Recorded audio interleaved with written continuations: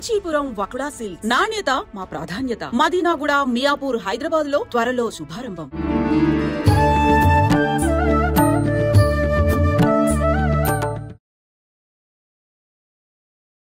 నమస్కారం, welcome to I dream. ధర్మ మార్గం విత్ విజిత కార్యక్రమానికి స్వాగతం. ప్రస్తుతం మనతో పాటు ఉన్నారు ప్రముఖ జ్యోతిష్య పండితులు, ఆధ్యాత్మికవేత్త, నృసింహస్వామి ఉపాసకులు శ్రీనివాసుల అనంతరామ శర్మ గారు. ఇప్పుడు వారితో మాట్లాడి మరిన్ని విషయాలు తెలుసుకునే ప్రయత్నం చేద్దాం. నమస్తే అండి. నమస్కారం. నృసింహార్పణం. మామూలుగా స్వామివారి విషయానికి వస్తే, శ్రీవారు వెంకటేశ్వర స్వామి వారి విషయానికి వస్తే, మొక్కుల విషయంలో ఎక్కువగా నిలువు దోపిడీ అని చెప్పి చాలా మంది మొక్కుతూ ఉంటారు. నిలువు దోపిడీ ఇస్తానని చెప్పి మొక్కుకున్నాను స్వామివారికి అని. అసలు ఏంటండి నిలువు దోపిడీ విధానము ఎప్పటి నుంచి ఉంది?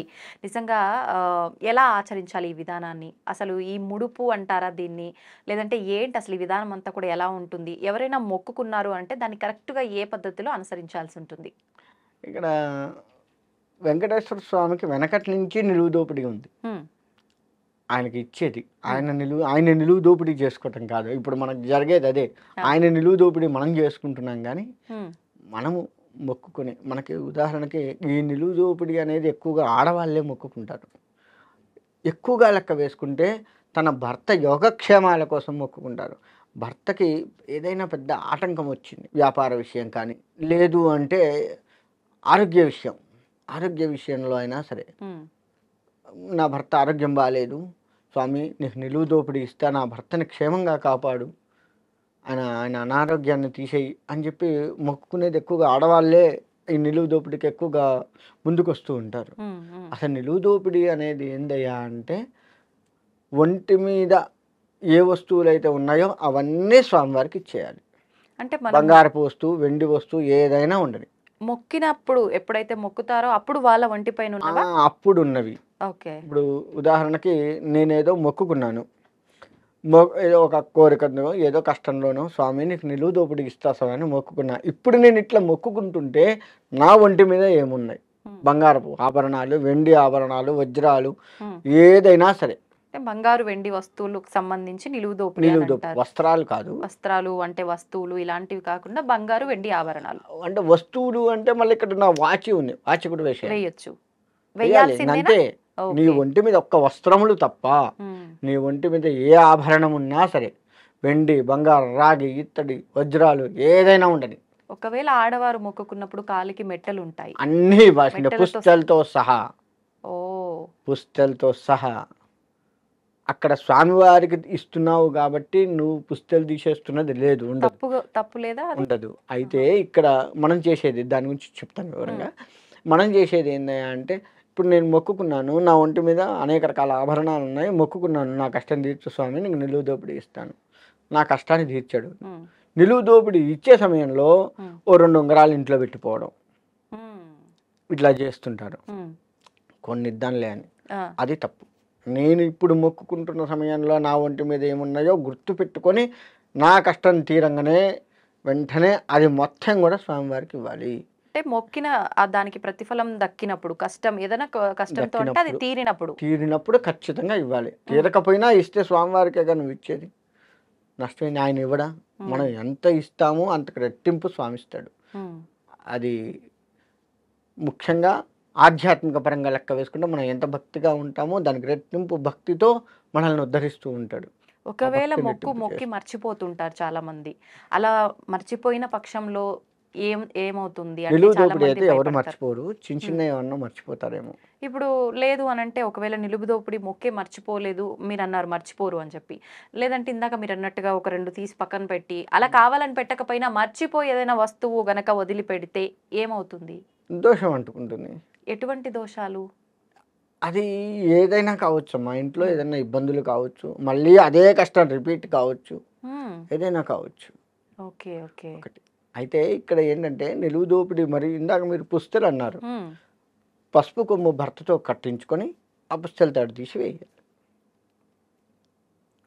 అసలు పుస్తల తాడు లేకుండా ఉండకుండా పసుపు కొమ్ముతో ముందుగానే పసుపు కొమ్ము దారంతో కట్టించుకొని భర్తతోటి కట్టించుకొని, ఆ పసుపు కొమ్ము ఒక్కటి ఉంచుకొని, అప్పటికప్పుడు కట్టించుకున్నావు కాబట్టి అదొక్కటి ఉంచుకొని, మిగతా అది మొత్తం కూడా హుండీలో వేసేయాలి. ఇది పద్ధతి. పుస్తెళ్తాడు అంటే ఇందాక మీరు అన్నది. అవును. ఇకపోతే మర్చిపోవటం అనేది చేయకూడదు ఫస్ట్. ఒకవేళ మర్చిపోయాము అంటే తర్వాతైనా ఏదో ఒక సమయంలో భగవంతుడు గుర్తు చేస్తాడు. హ్మ్. ఇది ఈ మొక్కు ఉంటుంది. ఇప్పుడు మనకేమైనా కష్టం రాగానే ఎవరైనా పెద్దవాళ్ళ దగ్గరికి పోతే "నీకేమన్నా మొక్కు పుట్టలో పాలు పోస్తాను మర్చిపోయావా? మొక్కున్నావా? లేదా సుబ్రహ్మణ్యేశ్వర స్వామి కళ్యాణం చేయిస్తాను." ఆ యొక్క కష్టాన్ని బట్టి ఆ దేవుణ్ణి అంచనా వేసి చెప్తాం. ఒక్కొక్క దానికి ఒక్కొక్కటి ఉంటుంది. హ్మ్. ఇప్పుడు మనకేంటంటే సంతానం లేదు. హ్మ్. సంతానానికి సుబ్రహ్మణ్యేశ్వర స్వామి కుజదోషం ఏదో ఉంది. హ్మ్. సుబ్రహ్మణ్యేశ్వర స్వామికి ప్రదక్షిణ చేస్తాను మొక్కున్నావా? అభిషేకం చేయిస్తాను మొక్కుకొని మర్చిపోయావా? ఇలా ఆ పండితుడు చెప్తూ ఉంటాడు. హ్మ్. అంటే కష్టాన్ని బట్టి అక్కడ దేవుడు కూడా ఉంటుంది. ఓకే. మన గ్రహాన్ని బట్టి ఆ గ్రహానికి అధిపత దేవత ఎవరు అనేది చూసి ఆ దేవుడికి సంబంధించి చేసుకోండి అని కూడా జ్యోతిషపరంగా చెప్తూ ఉంటారు. హ్మ్. ఆ విధమైనటువంటి పెద్దవాళ్ళ దగ్గరికి వెళ్తే ఆ విధమైన చెప్పి అప్పుడు అయినా గుర్తొస్తుంది కదా అవును. మనకి. అవును. అవునవును అప్పుడు ఇట్లా అనుకున్నాను హ్మ్. అని చెప్పేసి గుర్తొస్తుంది కదా. హ్మ్. అలా ఆ మొక్కును తీర్చుకోవాలి. హ్మ్. అలా ఉంటుంది అయితే మొక్కులు. ఒక చిన్న సందేహం, అంటే అడగచ్చో లేదో తెలియదు గానీ, చాలామంది ఒకవేళ ఇలాంటి మొక్కులు మొక్కినప్పుడు గుర్తున్నప్పటికీ ఏదో ఓ రకంగా వాళ్ళకు సూతకాలు ఇలాంటివి రావటం వల్ల ఆ మొక్కు తీర్చుకోవడం ఆలస్యం అవుతుంది కదా! అటువంటప్పుడు అది ఆలస్యం అయినా పర్వాలేదా? అంటే మొక్కులు ఎక్కువ ఆలస్యం చేయకూడదు అని చెప్పి కూడా అంటుంటారు కదా పెద్దవాళ్ళు. అటువంటి టైంలో మొక్కు చెల్లించుకోవచ్చంటారా? లేదు అనంటే అది అలా పక్కన పెట్టడమే కరెక్ట్ అంటారా? ఏమంటారు దాని గురించి? ఇప్పుడు మొక్కుకున్నాము ఆలస్యం అయితే తప్పులేదు. హ్మ్. కానీ కావాలని ఆలస్యం చేయొద్దు. ఓకే. నేను మొక్కుకున్నాను హ్మ్. అనుకోకుండా సూతకం వచ్చింది. వచ్చినప్పుడు ఆ 10 రోజులు ఆగి హ్మ్. ఆ పెద్ద కర్మం లేకపోతే ఏదో ఆ కార్యక్రమం అయిన తర్వాత ఒక 10 రోజుల తర్వాత మళ్ళా తలమించి స్నానం చేసి వెళ్ళి ఆ మొక్కు తీర్చుకోవచ్చు. తప్పులేదు. పర్వాలేదు. అంతే తప్ప కావాలని ఏం కాదులే ఇవాళ కాదు రేపు పోదాం. హ్మ్. ఇంకా పోమా మనం అసలు హ్మ్. ఎప్పుడు పోతుండేదే కదా. సంవత్సరానికి ఒకసారి తిరుపతి పోతుండే, సంవత్సరానికి ఒకసారి శ్రీశైలం పోతుండేదే కదా. హ్మ్. ఇలా కావాలని ఆలస్యం చేయొద్దు. ఓకే. సత్యనారాయణ స్వామి వ్రతంలో ఉన్నది అవును. అదే. ఉంటుంది. ఆ! గమనించండి. కొంతమంది ఇప్పుడు ఇది నిలువు దోపిడీ మొక్కు అని కాదు గానీ, మామూలుగా ఏదైనా మొక్కులు మొక్కి, ముడుపు కట్టి అలా పక్కన పెట్టినప్పుడు, వాళ్ళకి ఎక్కువ కాలం వెళ్ళటానికి వీలవ్వకపోతే ఎవరైనా వెళ్ళే వాళ్ళతో పంపించడానికి ప్రయత్నం చేస్తారు. అలా చెయ్యొచ్చు. చెయ్యొచ్చంటారా? చేయొచ్చు. 100% ఎలాగోలా అది స్వామివారికి అప్పచెప్పాలి. హ్మ్. ఇప్పుడు తలనీలాలు ఇస్తా అని నా బదులు నువ్వు ఇస్తా అంటే కాదు మళ్ళీ. అది కుదరదు. ఆ! అదొక్కటి కాకుండా మనం మూట కట్టి ఏదైనా కష్టం వచ్చింది. ఓ రూ. 101 లేదా ఓ రూ. 1000 ఎంతో మూట కట్టి స్వామివారి దగ్గర పెట్టాము. హ్మ్. తిరుపతి వెళ్ళటానికో లేదా ఏ శ్రీశైలమో ఏదో మొక్కుకున్నాం ఏ దేవుడికో, ఆ దేవుడి దగ్గరికి వెళ్ళటానికి మనకు కుదరట్లేదు. హ్మ్. అనేక రకాల ఆటంకాలు వస్తున్నాయి. ఎవరైనా వెళ్తున్నారు. ఇగో అమ్మ నువ్వు వెళ్తున్నావు కదా! ఇది కొంచెం స్వామివారి హుండీలో ఎయ్యవా? అని నేను నీకు ఇచ్చాననుకో హ్మ్. తీసుకొని వెళ్ళేస్తావు కదా! దేవుడి సొమ్ము నువ్వైతే తినవు కదా! ఆ! అలా ఇచ్చి ఆ మొక్కు స్వామి ఇక్కడి నుంచే దండం పెట్టు స్వామి ఈ విధంగా హ్మ్. విజేతతో పంపిస్తున్నాను. హ్మ్. కాస్త నా మొక్కు ఈ విధంగా తీసుకో. చెల్లిస్తా. కానీ నాకు నీ దర్శన భాగ్యం అయ్యేటట్లు కూడా అనుగ్రహించు స్వామి. హ్మ్. ముందైతే మొక్కును పంపిస్తున్నాను హ్మ్. నీ అని దయ ఉంటే చెప్పేసి మళ్ళీ తొందరలో వచ్చి పంపించుకోవచ్చు. దర్శనం నా చేసుకుంటారు. స్నేహితుడో, హ్మ్. చెల్లెలో, అక్కో, తమ్ముడో లేదు బాబాయో ఎవరో మన వాళ్ళు వెళ్తూ ఉంటారు కదా! అవును. అలా వెళ్ళిన వాళ్ళతో పంపిస్తున్నాను స్వామి అని చెప్పి మనసులో అనుకుంటే చాలు. హ్మ్.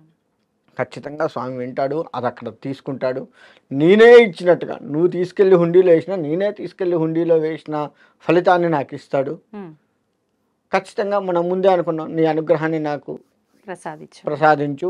నీ దర్శన భాగ్యాన్ని నాకు కలిగించని మొక్కుకున్నాం కదా! అవునండి. ఖచ్చితంగా త్వరలోనే మనం వెళ్ళి అక్కడ కనబడేటట్లుగా ఆ స్వామిని దర్శించుకునేటట్లుగా కూడా స్వామి చేస్తాడు.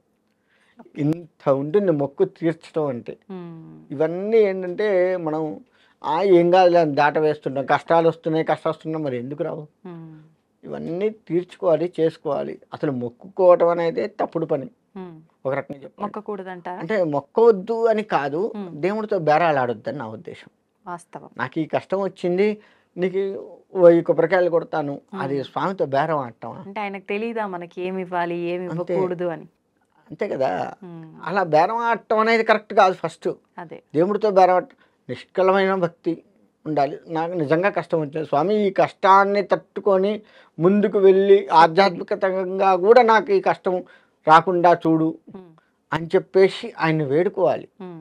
అప్పుడు ఆ కష్టాన్ని తట్టుకునే శక్తి మనకిస్తాడు. తద్వారా మనం బయటపడతాం. హ్మ్. అలా వేడుకోవాలి.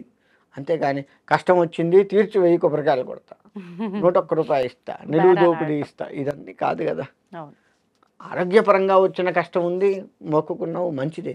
ప్రతి చిన్నదానికి ఇలా స్వామిని భగవంతుడితో బేరాలాడటం అనేది అయితే ఆధ్యాత్మిక పరంగా మానసిక పరంగా ఏ రకంగా అయినా కాదు, అది భక్తులం కాదు అసలు మనం అట్లా.